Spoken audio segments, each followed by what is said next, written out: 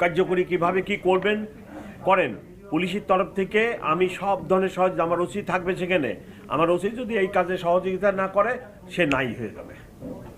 এখন খালি এখানে শোনা, আরে শুনেন না, খালি বিষয় বিষয় করলে তো হবে না।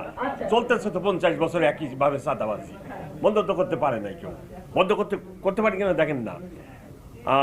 এইটা কমিটি করে ব্যবস্থা নেন, ওসিকে রাখেন, গণ্যমান্য ব্যক্তিদেরকে রাখেন, রেখে এই চাঁদাবাজি বন্ধ হতেই হবে, এটা হতেই হবে।